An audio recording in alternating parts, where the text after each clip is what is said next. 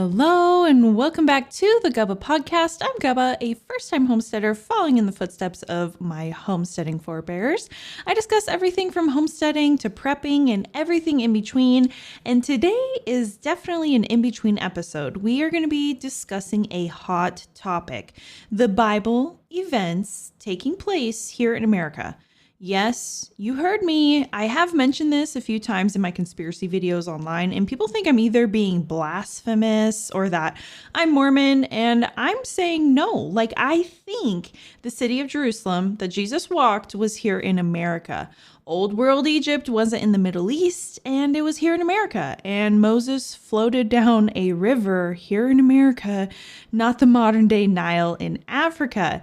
And seriously, yeah, you are hearing me right. This may sound like an outlandish, crazy conspiracy theory, but when you start diving into the world fairs, which I have an episode on, you can go listen and learn more about, you realize that our history is one huge lie. Not only our history, but our maps. They're all one big fat lie to keep us contained and confused. There's a reason they destroy these old evidences. And so I have found it very interesting and intriguing to explore this conspiracy theory. And I honestly think with how everything is opposite and, just things that have pointed me towards this. And what's interesting, actually, when I stumbled upon this, I was like, oh yeah, I actually had a professor when I was at university. They had a little snippet in their book. They had written a book and they had compared the geography of, Jerusalem and the Sea of Galilee and that area to the Salt Lake City area and the Dead Sea and the Great Salt Lake. They had compared it and pointed out all these similarities. And I was like, oh, wow, that's interesting. And now fast forward years later when I realized literally everything is a lie. And when I tell you everything's a lie, like everything, it's just one big lie to distract us, to keep us contained. They don't want us connecting with, our creator. So anyways, this just makes more sense to me thinking about it. But we will dive into it and some things that I have found that I think are interesting. And if you grew up in Christianity or whatever religion, you got to have an open mind, okay? And yes, I grew up Christian, different religions. And if you told me this 10 years ago, I would have been like, man, you are so blasphemous. How dare you? Israel is definitely, in the Middle East. That's where the Bible took place. And there's all these proofs. And somebody said that to me. They were like, there's all this, evidence. They found proof of the Bible over in the Middle East. It's literally the same thing as saying, hey, dinosaurs are real because there's bones in the ground. The bones in the ground don't prove that dinosaurs are real. And what I'm saying is, just because the map now says that Jerusalem and Israel are in the Middle East, that doesn't mean anything, okay? So when you realize that history can be rewritten, so can our maps, so can our books, and it's just really wild. And the more time you spend, especially the world fairs, okay, those are such a great place to start because they get you thinking like, wait, there was a whole history erased and they lied about it and they completely lied about it. And what's everything's so crazy. And I love talking about this, but, what is so interesting about the world fairs, I mean, I keep saying interesting, but just mind-blowing, is that these weren't even that long ago. You had the world fairs mid-1800s over in London and Europe, and then some over here late 1800s, and then the world fairs in the early 1900s. I have all these books sitting in front of me of the world fairs, and you look at them and you're just like, wow, this history, when they did a reset, was not even that long ago. And if I sound crazy to you, just go and look at the world fairs. Go and look at the buildings, because architecture, what's so beautiful about it is it does not lie. You go look at the Iowa State Capitol building and you're like, wait, they were living in little wood shacks building this? And literally every state capitol building, I could go on, because the architecture, it doesn't lie. And they try to get rid of it. If you pay attention, they're still trying to get rid of these old buildings.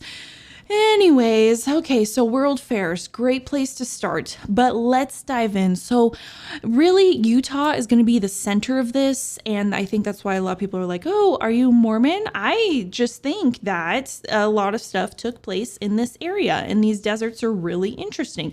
So imagine standing alone on the shore of the Great Salt Lake at dusk.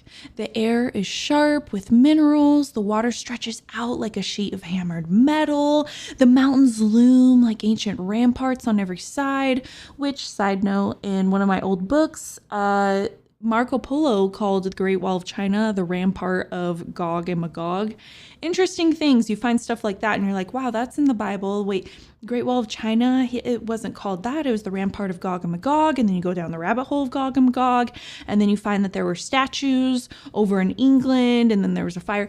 Anyways, see these rabbit holes that you can go down. But if you shut everything off, we're back at the Great Salt Lake. If you shut off all of the programming that you've had, okay, everything you've ever been taught about, where the Bible stories took place, which in my opinion is just programming like everything else, and you just stand still at this land and with an open mind and just let it speak, I feel like it's going to start whispering something unnerving. It's uncomfortable that this just doesn't feel like Utah. This feels like scripture. This feels like a lost holy land. And let me just start with this. Utah. What an interesting name. Almost sounds like Judah. Okay, yeah, we'll get to that. But in this episode, I could ramble on forever about these things because I love it. If you invite me over for Thanksgiving dinner, you best believe this is what I'm going to be talking about. So officially, in this podcast episode, I want to lean all the way into that heretical thought of the Bible stories taking place here, that Jesus walked here. Like, what if the real stage for much of the Bible was not in the modern Middle East at all, okay, but right here in what we call the American West? What if Utah specifically is not just coincidentally similar to ancient Judea or the land of Judah, but actually is the land those stories come from?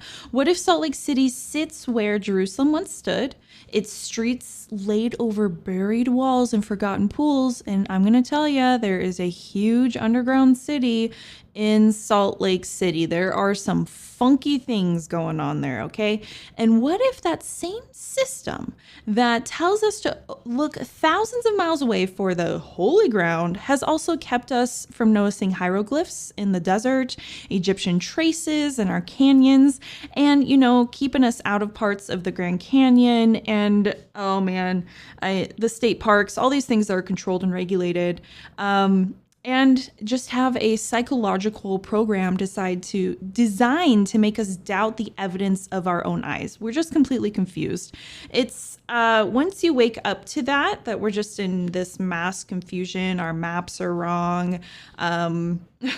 They keep us bound. These things start to become more clear. For example, you have the Antarctic Treaty, where all of these countries who can never agree on anything and there's constant wars, they all came together and said, yes, we can agree to keep, people out of Antarctica to keep them safe. Like, yeah, right. Okay. All these things that are controlled, and you realize that all the countries are in on it, and you realize that the media is used to manipulate our emotions and keep us energy harvested. You start to see that you can't trust anything. You need to trust your eyes. You need to trust your ears. The textbooks are polluted. You got Jeffrey Epstein, his right-hand woman, Ghislaine Maxwell, her dad, who owns the publishing companies. So, I mean, is there really any good fruits that are going to come from that? But back to our topic. So everything in this theory of the Bible taking place in America, which I love, begins with geography. So because geography is the one thing that's the hardest to fake, right? So ancient Judea is described as a highland plateau with a deep rift valley running alongside it, holding a freshwater lake, in one section and a hypersaline salt sea further down. The two connected by a river called the Jordan. So Utah, if you strip away the state lines and the place names, checks almost every one of those boxes. You have a mountain-backed plateau along the Wasatch Front, a deep basin holding Utah Lake and the Great Salt Lake, and a river between them literally called the Jordan. The ancient Sea of Galilee is a freshwater lake framed by hills feeding the Jordan River, which then flows into the Dead Sea, a landlocked, intensely salty body of water where you can float without sinking. So Utah Lake is a shallow but broad freshwater lake framed by mountains, feeding the Jordan River, which then runs into the Great Salt Lake, one of the saltiest terminal lakes on Earth.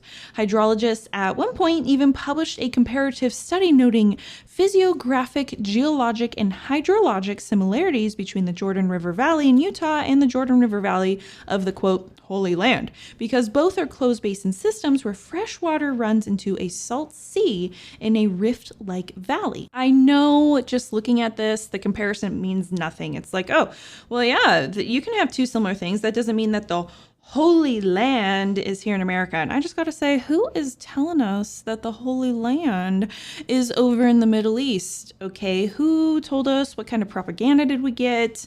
You know, we have the maps, and this is when you ask questions and people get super defensive, you know you've hit a string. So those strings get hit when you question the shape of the earth, when you question if we went to the moon, when you question if dinosaurs are real, and now if you question where the Holy Land is. And so it's interesting why so much propaganda or, shoving this into children's faces from a young age. Just interesting things to think about. There are these common things that are taught since children are little. So then when they grow up and they hear, hey, the earth actually might not be a spinning globe, they don't know how to deal with it and they just lash out. They hear the Holy Land might not actually be where we're told it is right now, and people lash out because they've been, it's just all very interesting. So yes, I get you can have similarities, doesn't mean anything. I'm just saying take this all with a grain of salt, have an open mind, all right? So, like I was saying, the critics are going to say, sure, it's an interesting parallel, but salt lakes and river-fed basins show up in many places, so what's the big deal? But then the naming starts to get weird. So modern theologians and historians like to say, well, the settlers just slapped biblical names on their new surroundings, as if these words were randomly pulled from a hat. Yet you have these early pioneer journals, which if you go to the World Fairs, I think these were just people coming out to repopulate the land after this type of reset that we had. And you have these later articles out of Utah admit the land itself reminded people of the Holy Land. So why there's names of the Jordan River, Moab, Salem, Ephraim, and Goshen appeared so quickly in that one region and not elsewhere on that frontier. But oh man, Utah is just so interesting because there's even old maps, like from the 1600s, there's an old Spanish map that shows castles there, okay? There's old pioneer journals that say, there's all these dwellings here and for thousands of people, just empty dwellings. So what was really going on? We don't know. We have a narrative that's told to us. The World Fairs, I feel like, bust down that narrative.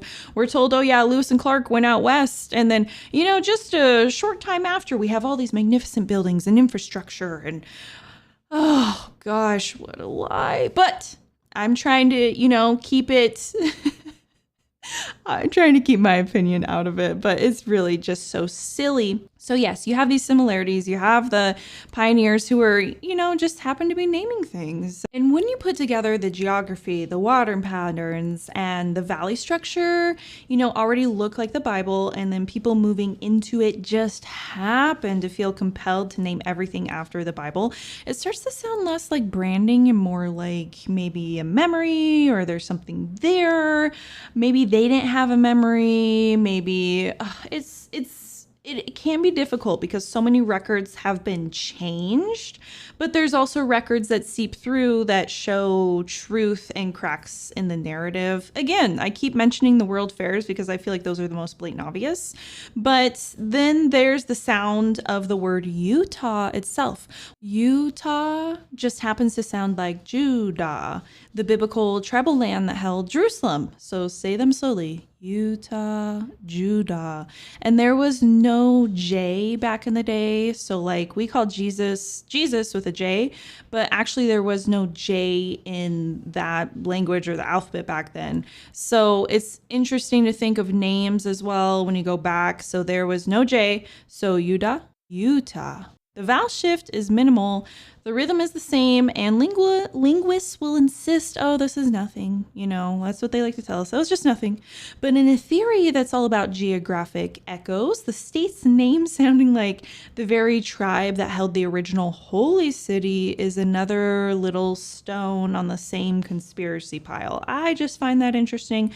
Again, it's nothing, but you have the geography that matches up the name Utah, Judah. So if Utah is Judah in this conspiracy map, then you have to ask, where is Jerusalem? So this is where Salt Lake City strides into the frame. So ancient Jerusalem is older textual reconstructions sit not at the southern tip of the Salt Sea, but on a highland overlooking the basin near the northwestern rim of the Salt Lake system and backed by higher mountains. So Salt Lake City is perched on a plateau overlooking the southeastern edge of the Great Salt Lake, backed by the Wasatch Range. So it functions as a religious capital, gathering place, a symbolic city on a hill ringed with temples and laid out in a grid that early observers compared to sacred geometry. So there's this sacred geometry that ties into my bells conspiracy episode, and you look at these old cathedrals that have sacred geometry in their windows, and it's a healing thing, and how energy runs when you realize that there's frequency with the bells and words and what they took from us. You will then realize that yes, things run on a grid, and that is for a reason. So it fills the same structural role for its region that Jerusalem did for Judea, the city where religious and cultural powers concentrate, set between mountain and salt. But what if the resemblance goes deeper than symbols? So early construction in downtown Salt Lake City supposedly turned up foundations that didn't fit any known native or pioneer style. Stone-lined rooms, walls running at strange angles under the main grid, the large mounds that were quietly leveled as streets and buildings went in. The official line is that these were natural features or crude indigenous structures. But that raises another question. Why weren't they fully documented before being destroyed? In a world that treasures archaeology everywhere else, how does a region so obsessed with biblical symbolism and ancient roots somehow fail to take a serious look at major subterranean anomalies in its own capital? That's the kind of silence that smells like someone somewhere decided it was better not to know. And oh my gosh, when you look at some of the historical photos of Salt Lake City and the construction, Photoshop. You can tell that they are props. They don't want you looking closely. There was one night about a year and a half. I talk about this in my episode with JT Loves JC, where we talk about being in Satan's little season. And it was about a year and a half ago. I sat and I was like comparing these photos from Salt Lake City, supposedly Salt Lake City construction. And I found where they photoshopped. And when you look back at these old photos, there's so many things that are suspect. There's also AI. So AI has been around longer than what we think. And little props, you can tell that they're actually like prop sets, small little figurines. And that really blew my mind. I just sat there going from photo to photo and I was like, these do not look right. And then I found where they just copied and pasted a little, silhouette. They just copied and pasted, and somebody just got lazy because they probably didn't expect that someone like me is going to sit up all night, just glaring at every single detail, combing through these photos of, Salt Lake and its quote unquote construction. But here we are, and I did. And that just opened up a Pandora's box for me. It's another, little stone of it's all a lie. Those historical photos where they are telling you, oh yeah, like here's the construction of the Empire State Building. Oh yeah, here's the construction of, Salt Lake City. Oh man, oh man, oh man. It's about as blatant as a lie as the World Fairs where they claim they made these magnificent buildings out of wood and plaster in a short amount of time, along with all of the intricate canals for the city. They literally just took swampland and turned it into the most intricate canal systems here in America, and buildings that were so ginormous and made out of wood and plaster in a short amount of time. And then all of a sudden they mysteriously burned down. And the buildings that are still around from the World Fairs are actually like these ginormous stones and carved perfectly. And oh man, oh man, oh man. I don't think they accounted that their symbolism, their lies will one day be, combed through like we're doing right now. So from here, fringe researchers push bolder claims that somewhere under the modern city of Salt Lake, along forgotten watercourses and buried springs, lies the original pool of Bethesda. The very pool from the New Testament where the sick gathered, where according to the story, a man lame for decades stepped in, and after being told to take up thy bed and walk. In Salt Lake folklore, there are whispers of a condemned building downtown, sealed off for structural reasons, and people have actually showed it. Okay, they have like a fence around the building now, and it's, condemned. You can't go in. But beneath which workers once found an old stone basin with steps descending into it, carved in a style unlike anything else in the area. And someone showed how there's like a spring that's running into it. And rather than excavate and risk rewriting history, the story goes, the site was closed, the building shuttered, and the rumor allowed to drift into the hazy zone where urban legend and cover-up meet, and then you have us here discussing it. So it's not confirmed, not denied, just quietly forgotten, and if you enter that building, you will be in grave trouble. And if I was an overlord and I didn't want people to know that they're actually living on the Holy Land, am I going to make a big deal about that pool? No, I'm probably just going to put a stinky building on it and condemn it and say, sorry, can't go in. Nobody's going to know what's in here. We're just never going to talk about it. It's really interesting, and I added that location to, I want to take a road trip and go through all these areas and just see what I see for myself and what I'm thinking for myself, and I added that on there, so I will report back. And what's interesting, when you look at the Pool of Bethesda was located in Jerusalem, specifically just north of the Temple Mount near the Sheep Gate. So that's what we're told. If Salt Lake City was actually Jerusalem, so then you're looking north of Salt Lake City, not far from the temple, is Warm Springs Park. Okay, so this is interesting. When you go and look at this was historically a significant place, and it used to be an entire municipal hot springs bathhouse with a full spa and swimming pool. So that's interesting, right? It eventually fell into disrepair and was abandoned around the 70s, but it used to be considered a place of healing. Okay, exactly like the Pool of Bethesda was, a place of healing. So there's a pool just north of South Lake that used to be considered that. It's now closed. You can't go because maybe they thought, people are going to wake up and see, and the walls are going to start crumbling in. What's interesting is it is also on a street called Wall, W-A-L-L Street, because there used to be a wall here that was used supposedly for keeping livestock in place. And what were we told about the Pool of Bethesda? It was by the Sheep Gate. So you see how these things are kind of coming in. You got the Great Salt Lake in the Dead Sea. So these comparisons, the Jordan River, and now you have an interesting Pool of Bethesda that they don't want you to go in. But you know what? I want to go in. I feel like people are waking up. Why was this taken away from us? But a lot of healing things were once taken away from us. So it is pretty interesting. But it doesn't stop there with how interesting things get in Utah.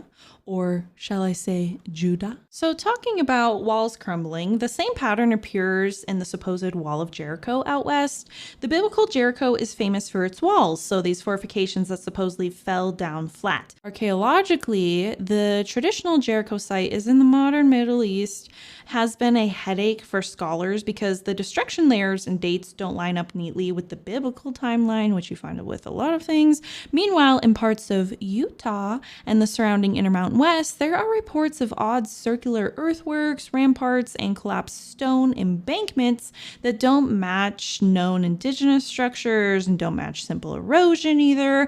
Most have been bulldozed, mislabeled, or written off as geologic oddities. But on old surveys and aerial photos, people claim you can trace outlines that look suspiciously like defensive rings around now dry springs and ancient lake margins. So if you're already entertaining the notion that Utah is Judah, it's not a big leap to imagine that one of those ringed sites, reconfigured by time, earthquakes, erosion, or, they're just destroying history in front of us, might be the original Jericho, long buried, renamed, and stripped of its story. You can also check out Paul Bunyan's woodpile in Utah, or shall I say Judah, and keep in mind the walls collapsed from frequency. It may had a specific way of building things. So Paul Bunyan's woodpile, an interesting place.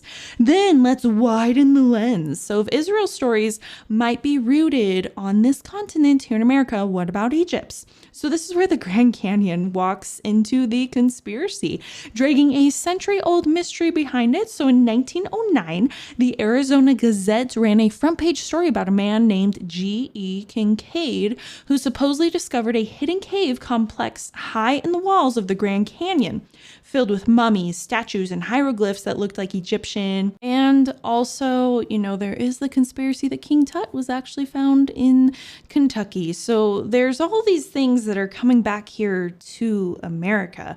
But the article claimed the Smithsonian was involved in a major excavation and that the cave contained multiple chambers, granaries, and lined tunnels linking room after room of artifacts. It explicitly suggested this discovery would link the Nile to the Colorado and Egypt to Arizona. So mainstream historians in the Smithsonian now flatly say the whole thing was a hoax. And oh gosh, museums are just used to cover up. They quickly whisk things away. So I once had the opportunity to stand next to a quote unquote triceratops skull, which I know it's not a triceratops skull, but it was quickly whisked away by a museum. That's what these museums do, is they whisk things away and then they rewrite the narrative. Who owns the museums? Who's running them?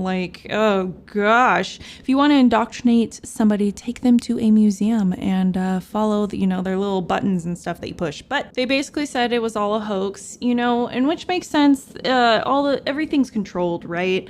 And then when you think about how quickly they can cover things up when things come out, what's interesting is there was a YouTuber called Desert Drifter who ended up passing away in a car crash. But what I find interesting is he was out in the desert showing things that they don't want us to see. That he was finding rooms that he thought were granaries. He was finding little civilization places up in the arches. And I think he was getting maybe a bit too close of what they don't want us to know. And it is super sad what happened.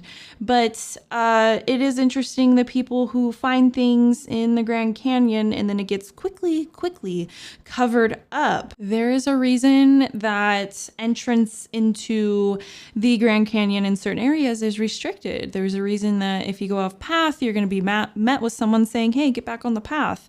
There is just so many reasons that these things are controlled, and they all tell us, oh, it's for your safety, but is it really? So in the conspiracy circles, the Grand Canyon cave is exhibit A, that Egypt was possibly here, and that any evidence of that has been aggressively buried. So the argument goes like this: the cave was real, the artifacts were real, and once certain powers realized what it meant, they pulled everything up, shut it down, and rewrote the story as a hoax. The fact that the canyon has buttes named Isis Temple and and Horus Temple only adds spice into the conspiracy stew, right? So the naming convention, so official park literature says, oh yeah, these names were just part of late 19th century fad for classical and mythological names.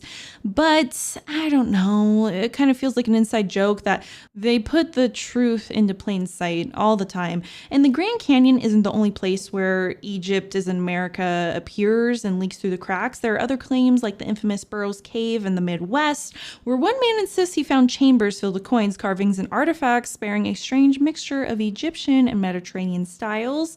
Most archaeologists classify Burroughs Cave as pure fraud. The artifacts don't match the Egyptian styles, and the discoverer refused transparent access. So, I don't really trust like any hardcore professional because, again, they went to school. Who controls the schools? They paid to be told what to think.